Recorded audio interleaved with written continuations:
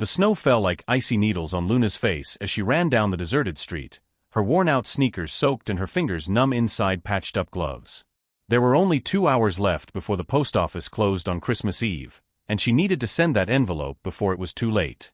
Inside it was her grandmother's last hope of getting the medicine that kept her heart beating. At 16, Luna already knew the weight of responsibility better than many adults. The biting wind of -7 degrees pierced through her thin coat as if it didn't exist. She quickened her pace, ignoring the hunger gnawing at her stomach since the morning. There was no time to think about food when every minute counted.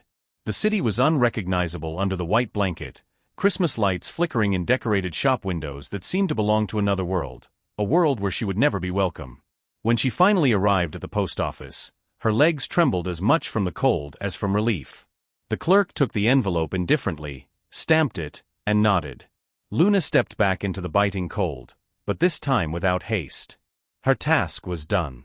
Now she only needed to return home, where her grandmother was surely waiting with a single bowl of soup they would share for Christmas dinner. That's when she saw them.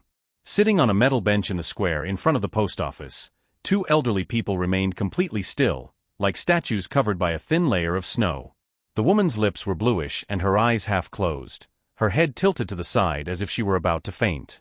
The man beside her held a trembling arm around her, but his own body shook violently, and tiny ice crystals formed in his white eyebrows. Luna stopped in the middle of the sidewalk, feeling her heart race. How many hours had these people been there? The square was deserted, everyone else already tucked away in their warm homes, preparing abundant feasts while these 2 elders slowly froze to death. She approached carefully, her steps making the snow creak underfoot. The man lifted his eyes when he noticed her, and in that gaze, Luna saw something that made her swallow hard: wounded pride, deep shame, and exhaustion that went beyond the physical. It was the fatigue of someone who had given up. "Are you okay?" Luna asked, knowing it was a stupid question. Of course they weren't okay. "We're waiting for our son," the man replied in a hoarse voice, each word struggling to come out. "He said he would pick us up.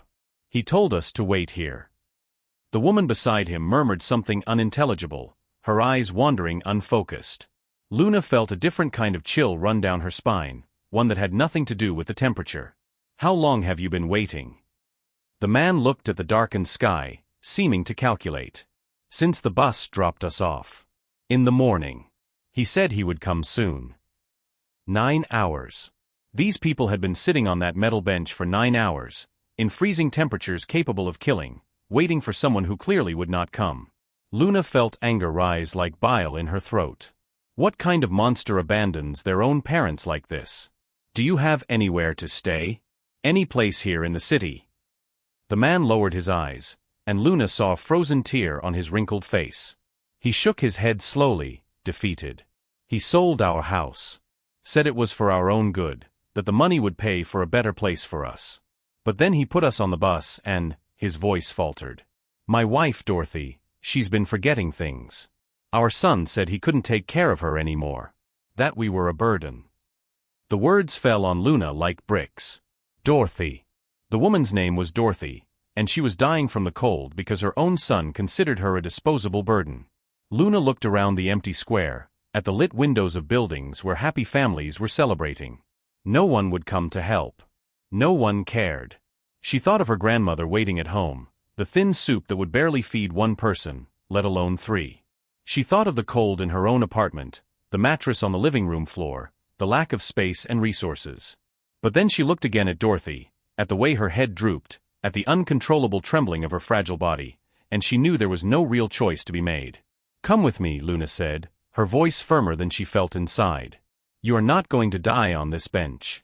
Not today." The man stared at her incredulously. "Girl, you don't need to." "I know I don't need to," Luna interrupted, extending her hand. "But I'm going to do it anyway. My name is Luna, and you will spend Christmas at my house." Helping the elderly Harold to stand was like lifting an ice sculpture about to shatter. If you're enjoying this story, don't forget to subscribe to the channel and like the video. In the comments, share what you think so far and which city or country you're watching from. Your interaction helps this message of hope reach more people. Luna's apartment was on the 4th floor of a building without an elevator, and every step of the staircase was torture for Harold and Dorothy. Luna practically carried Dorothy, while Harold leaned heavily on the rusty handrail, stopping every 3 steps to catch his breath. It took them 20 minutes to climb what normally took 2. When they finally entered the small one-bedroom apartment, Luna's grandmother, Estella, jumped up startled from the patched-up sofa where she had been peeling potatoes. Her eyes widened at the sight of the 2 strangers nearly collapsing in the living room. "Luna, what have you done?" Estella whispered, but there was no anger in her voice, only concern. "I couldn't let them die, Grandma," Luna replied, helping Dorothy sit on the only upholstered chair they owned. "They've been freezing for hours." Estella watched the couple for a long moment, her wise eyes assessing the situation. Then, without saying another word, she went to the cupboard and grabbed the only 2 extra blankets they had. "I'll make hot tea," she said simply. In the following hours, Luna and Estella did the impossible with the little they had. They heated water for a lukewarm bath for Dorothy, who needed help with every movement. Luna noticed the purple marks on her arms, as if someone had held her tightly. Harold initially refused help, his pride still intact, but eventually accepted a bath and clean clothes that had belonged to Luna's late grandfather. During the meager dinner, vegetable soup divided into 4 shallow bowls, Harold finally began to speak. His words came slowly, as if each one hurt. "We lived in the same house for 52 years, he began, hands trembling around the hot bowl. "We raised our son Kevin there. We gave him everything we could. I paid for his college by working double shifts at the carpentry shop. Dorothy sewed at night to buy his books." Dorothy looked at her husband, her eyes momentarily clear. "Kevin was so smart," she murmured with a weak smile. When Dorothy started forgetting things, little things at first, "Kevin said he would help us," Harold continued, his voice growing bitter.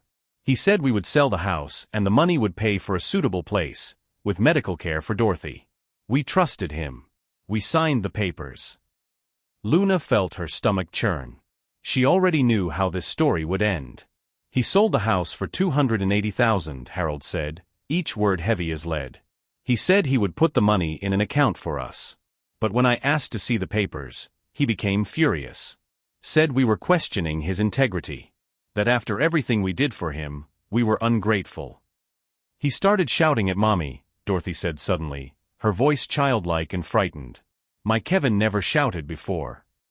Harold wiped his eyes quickly. 3 days ago, he showed up early in the morning.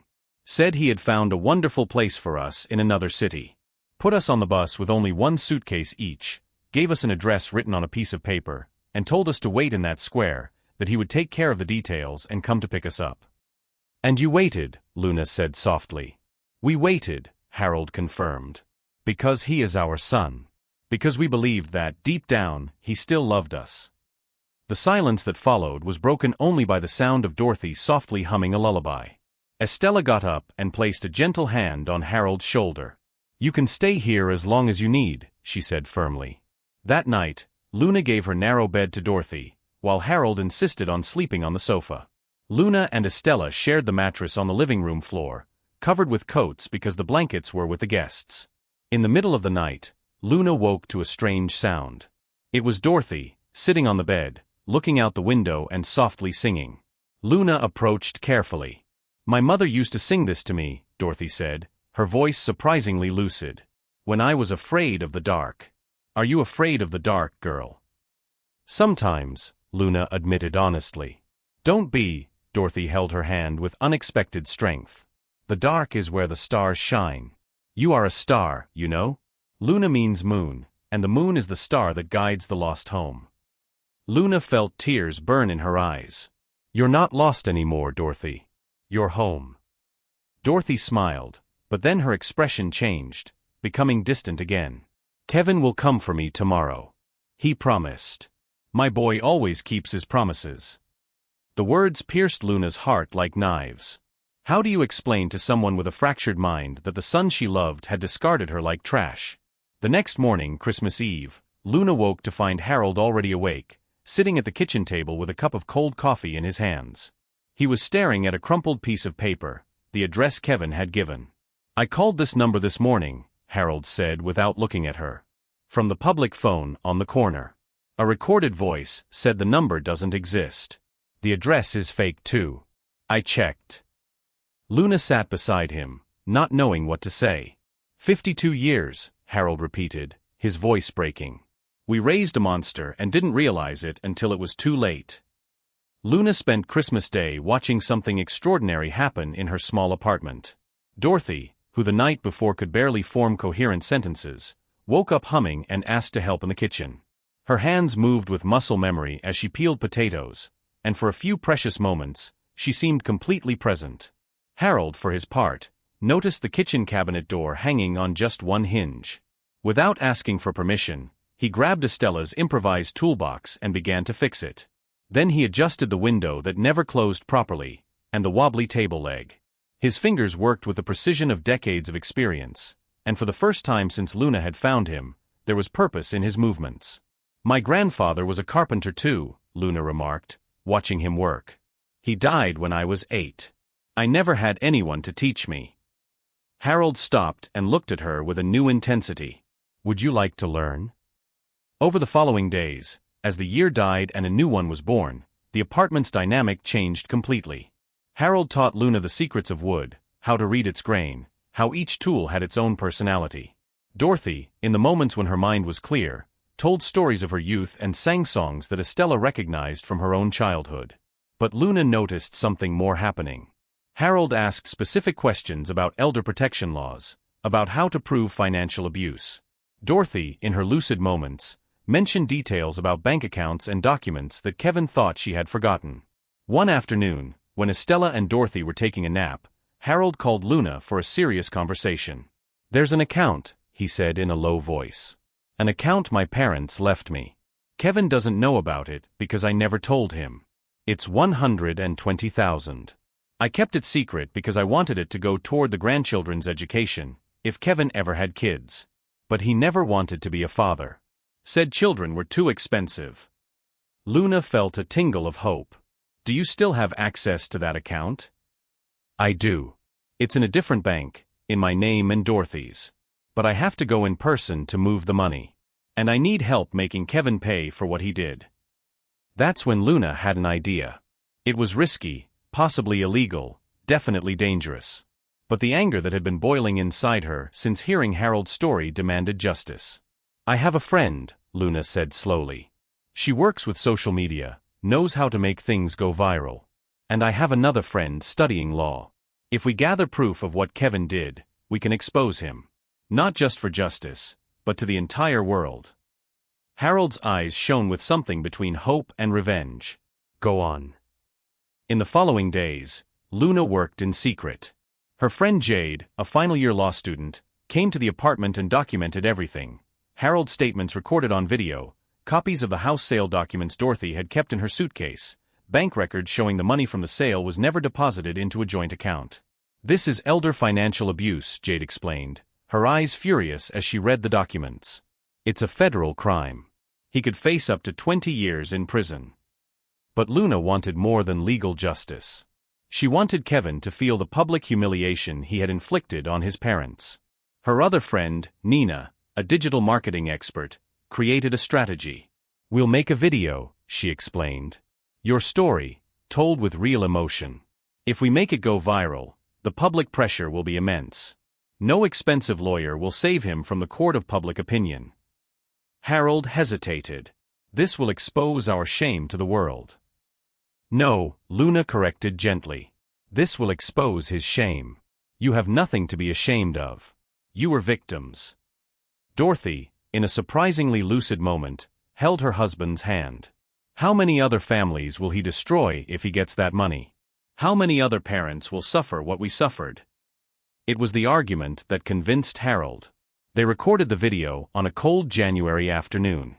Harold told the full story, his voice firm despite the tears. Dorothy, with Luna holding her hand, described the moment she realized her son would not return. Luna explained how she found them, freezing on a bench, abandoned like trash. "This is Kevin Morrison," Harold said to the camera, showing an old photo of his son. "He stole our house, our money, and our dignity. But he will not steal our voice." Nina edited the video masterfully, adding photos of the sold house, documents blurred just enough to protect sensitive information but clear enough to prove authenticity. She created powerful hashtags and wrote a description that broke hearts. Once I post this, Nina warned, there's no turning back. This will explode. And when it explodes, Kevin will know where you are. Luna looked at Harold and Dorothy, then at her grandmother, who had quietly supported every decision. Then let him know, Luna said with determination. And let him try to scare us. We'll be ready. That night, Nina posted the video on multiple platforms simultaneously. In 2 hours, it had 1,000 views. In 4 hours, 50,000. By morning, it had surpassed 2 million. Luna's phone began ringing incessantly. Journalists, lawyers offering free help, people offering donations. The story of the elderly couple abandoned by their own son struck a raw nerve in the collective conscience. And then, on the third day after the posting, Harold received a call that made his face turn pale. The voice on the other end of the line was cold and calculating. "Dad, it's me. We need to talk about this ridiculous video you posted." Harold put the phone on speaker with trembling hands, and everyone in the room moved closer. Kevin continued, his voice dripping with venom disguised as concern. "You publicly humiliated me. You turned me into a villain when all I did was try to protect you. Mom is sick, Dad. She needs professional care, not the hands of some unknown teenage girl who clearly wants your money." Luna felt anger explode in her chest, but Harold raised his hand, asking for silence. His voice came out firm when he replied. "Kevin, you abandoned us on a metal bench in freezing temperatures. You gave us a fake address and a number that doesn't exist. You stole the money from the sale of our house." "Stole." Kevin laughed, but there was nervousness in his voice. "I managed that money. You don't have the mental capacity to deal with amounts like that. Especially Mom. In fact, I've already filed for guardianship. A judge will rule that you're incompetent, and I'll have full legal control over your lives. Including that little secret account you think I don't know exists." Harold's blood ran cold. "How do you know about that account? You think I'm an idiot?" Kevin spat. "I've been investigating your finances for years. I was just waiting for the right moment. And now, with this stupid video, you gave me the perfect excuse. I'll claim that this girl manipulated you, that she's using you for money and attention. I've already hired the best lawyer in the city. In a week, you'll be in an institution and all the money will be mine." Dorothy began to tremble, her eyes filling with tears. But then something extraordinary happened. Her expression changed, the confusion lifting like fog under the sun, and she took the phone from Harold's hands. "Kevin Andrew Morrison," she said, her voice clear as crystal, "you forgot that I worked for 30 years in a law office. I know exactly what you're doing, and I know exactly how to stop you." The silence on the other end was palpable. Kevin finally stammered, "Mom." "I have dementia, I'm not stupid," Dorothy continued, and Luna realized that the woman was more lucid than she had been in weeks. "And over the last few days, with the help of this wonderful girl you call manipulative, I recorded videos during my clear moments. Videos detailing everything you did. Every threat. Every lie. Every cent you stole. And those videos are already with 3 different lawyers and with the police." "You can't prove anything," Kevin replied, but the panic was obvious. "I have your text messages threatening to put us in a nursing home if we didn't sign the papers. I have recordings of you screaming at your father on the phone. I have the house sale documents showing that you forged our signatures on 3 pages. And I have testimony from the real estate agent who was present, whom you threatened to sue if she told the truth." Harold looked at his wife with admiration.